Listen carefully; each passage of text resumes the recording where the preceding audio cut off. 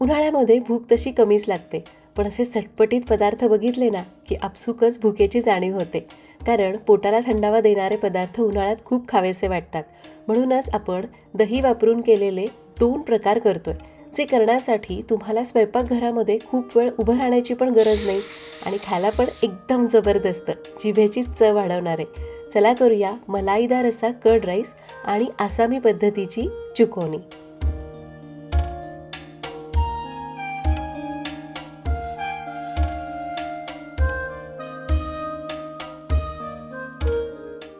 नमस्कार, सरिताच्या स्वयंपाकघरात म्हणजेच आपल्या सरिताज किचनमध्ये आज आपण दह्याचे 2 प्रकार करतोय. फेब्रुवारी आला की हळूहळू उन्हाळ्याची चाहूल लागते आणि आपसुकच पोटाला थंडावा देणारे पदार्थ खावेसे वाटतात.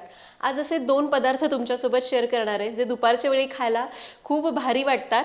पहिला तर आहे आपला कर्ड राईस. खरं तर मी 2-3 प्रकारे कर्ड राईस करते, त्यातली एक पद्धत मी ऑलरेडी शेअर केली आहे. अजून एक वेगळी पद्धत तुमच्यासोबत शेअर करणार आहे. आणि दुसरा पदार्थ खरं तर ही एक नेपाळी रेसिपी आहे, चुकोनी नावाची. मी बरेच रील्स बघितले होते आणि एक माझी आसामी मैत्रीणसुद्धा हा पदार्थ करायची. दोन्ही बऱ्यापैकी सिमिलर आहेत. तर हे दोन्ही पदार्थ आज तुमच्यासोबत शेअर करणार आहे. करायला खूप सोपे आहेत. रेसिपीला सुरू करूया.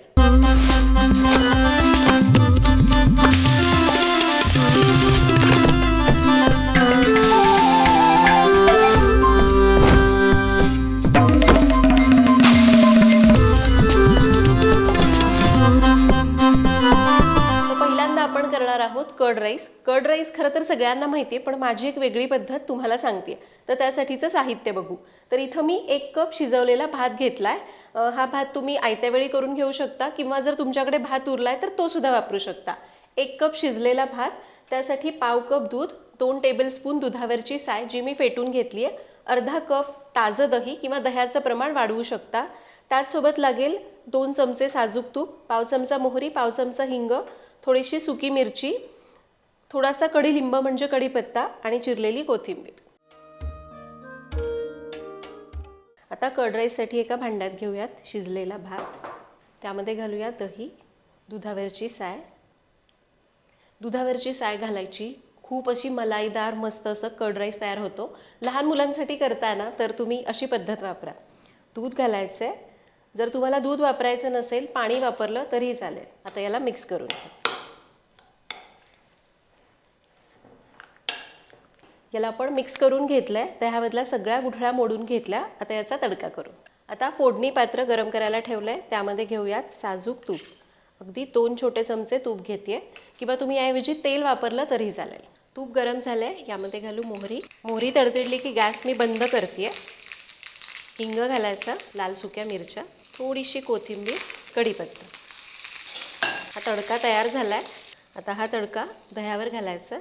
याला मिक्स करायचं. याला आता मिक्स करून घेतलं आणि हे बघा, आपला हा मस्त असा मलाईदार कर्ड राईस तयार झाला. मी एका हॉटेलमध्ये असा खाल्ला होता, तेव्हा मला समजलं की यामध्ये थोडंसं दूध आणि अशी मलाई घातली ना तर चव खूप छान येते. एकदा करून बघा.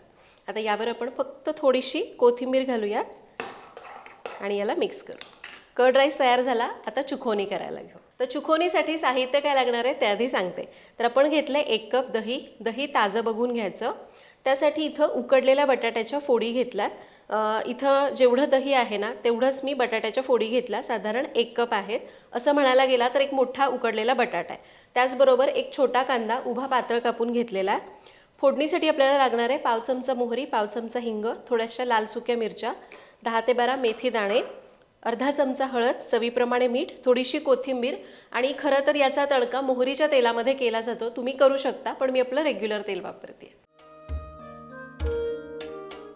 आता एक बोल घेतला. त्यामध्ये घेऊया दही.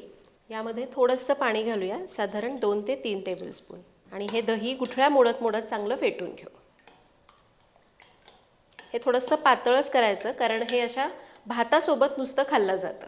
तर दह्यामध्ये पाणी घालून याला चांगलं फेटून घेतलंय. हे बघा, इतपत सैलसर झालंय. आता यामध्ये घालूयात चिरलेला कांदा.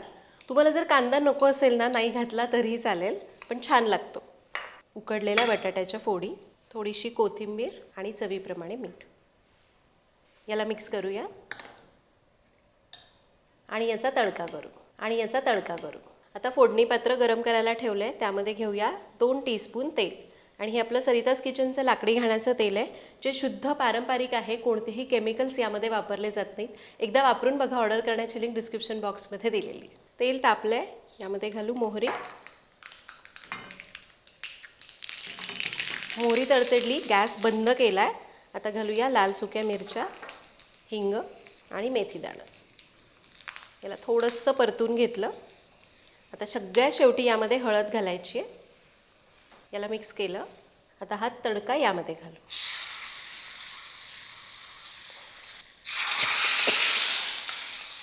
आपली ही मस्त चुकोनी तयार झाली. रंगसुद्धा मस्त आलेला आहे. आता ही खातात कशी, तर आपला साधा भात घ्यायचा आणि त्याच्यासोबत हिला खायचं. मग तुम्ही भरपूर प्रमाणामध्ये करा, जर तुम्ही जास्त लोक असाल तर. साधा भात आणि त्याच्यासोबत हे खायचं. दुसरं तोंडी लावणीला घेण्याची सुद्धा काही गरज नाही, खूप मस्त लागतं.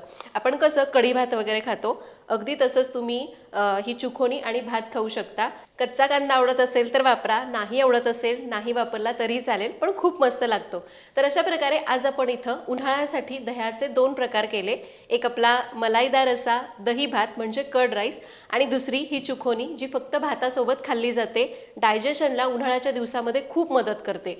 तर तुम्ही सुद्धा ही रेसिपी आधी कधी केली होती का, किंवा बघितली आहे का, हे मला कमेंटमध्ये नक्की सांगा. व्हिडिओ आवडले असेल तर लाईक करा. पुन्हा भेटूया तशाच एका नवीन व्हिडिओमध्ये. तोपर्यंत धन्यवाद.